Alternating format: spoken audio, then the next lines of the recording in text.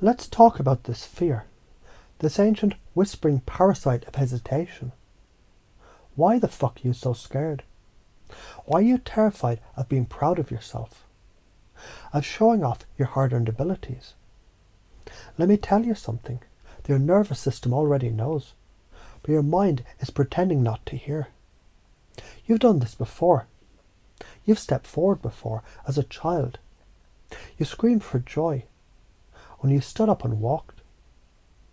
Did you apologize for taking your first step? No.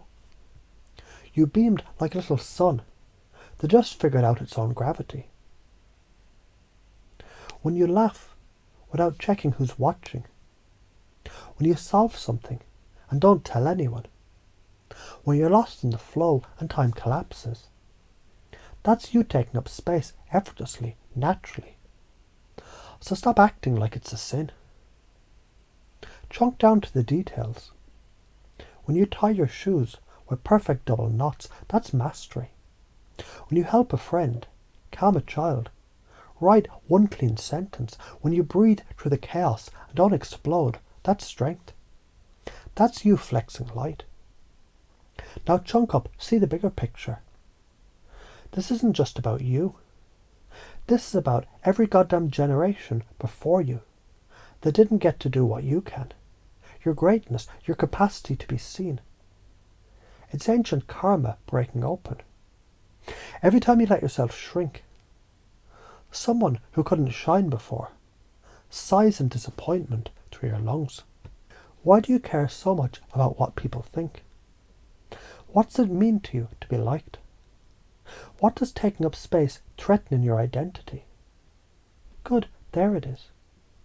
You think shining will make you arrogant, or rejected, or punished. But that's projection.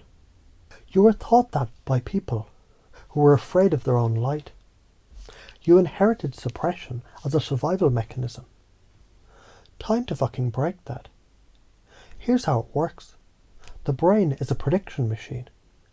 It predicts outcome based on past safety maps. If pride equals rejection in the past, your brain flags pride as a danger signal. But here's the trick.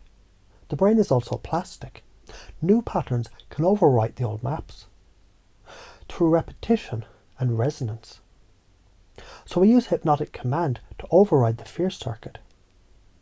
You're safe to be seen. You're safe to take up space. You're allowed to be excellent. Even while you're still becoming. Repeat that shit when you breathe. Make it cellular. Make it yours. The science of why this matters. When you embody pride, dopamine increases. Confidence stabilizes. Motor coordination and linguistic clarity. Your voice changes. Your posture lifts. Others feel it. Mirror neurons fire. You give permission for them to expand too. It's literal harmonic resonance. If you don't do this, karma kicks in. You become a warning to others instead of a light. You reinforce fear in your children. You teach your friends that hiding is noble. You delay the evolution of the field by playing small. Now reframing the fear into a doorway. Confusion is a fucking portal. When your beliefs and desires clash, your subconscious becomes programmable. That tension, that's the opening. That's when a well-aimed truth, like this one, can slide into the operating system.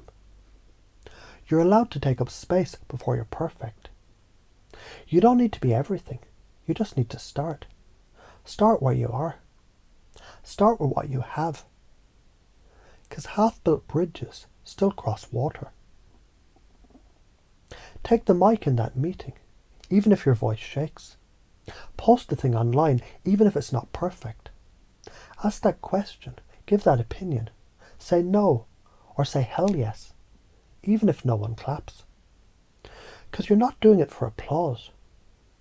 You're doing it to fucking breathe.